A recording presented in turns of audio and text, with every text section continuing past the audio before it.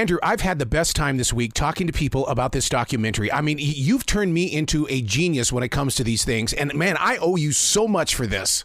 That's amazing. I love that. I mean, because I was there in the radio world when all of this was unfolding in front of listeners, and the project of putting a Cabbage Patch Kid onto our radio station and giving it away in the morning show, the afternoon drive show, that was our lifestyle in radio because of this. Yeah, no, I mean, listen, there was nothing like it.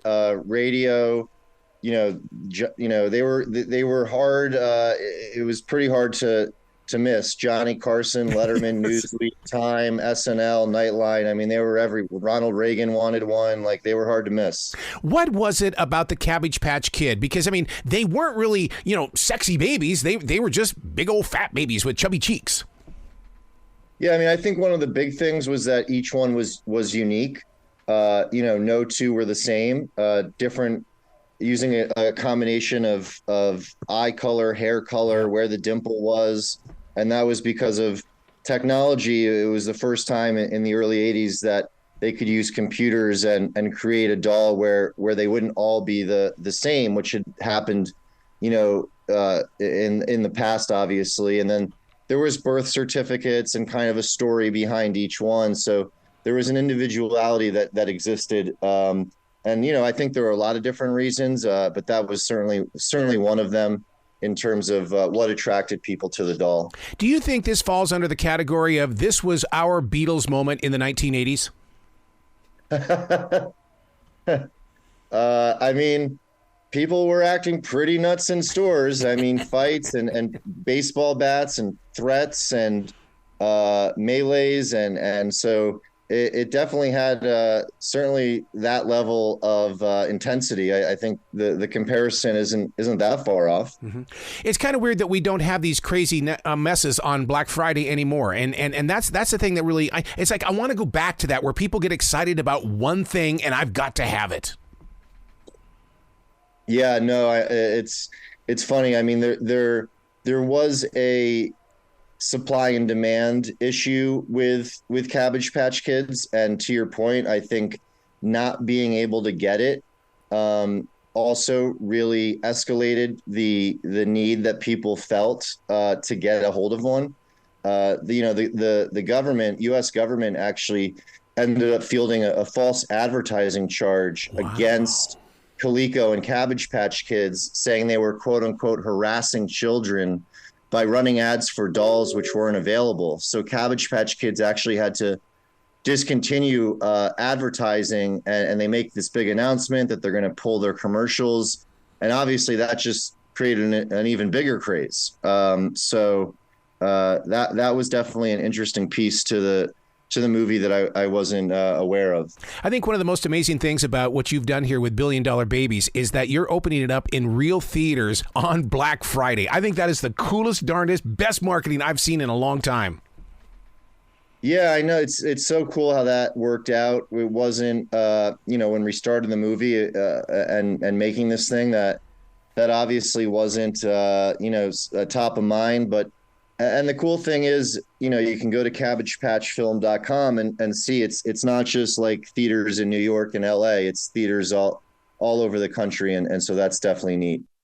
Now, there's no way that I'm the only freak in this nation that has a special room in their house that has the original Cabbage Patch dolls still in their original boxes. I've got Elmo, I've got Barbie dolls, I've got all of these things because my guy said, get the collectibles and never look at them ever again.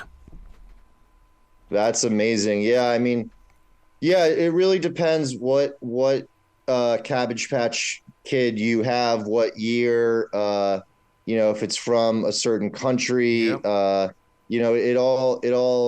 It can really depend in terms of, like, at least with Cabbage Patch Kids specifically. I don't know about the others. It can really depend as to like how much that might be worth. See, I always thought that the reason why there was a big, I have to have this kind of moment in this country was because they were storing the Cabbage Patch dolls inside warehouses and they were waiting for the craze to take over. I don't think the makers of Cabbage Patch Kids, the company Coleco, they didn't make enough. They had no idea that this was going to happen.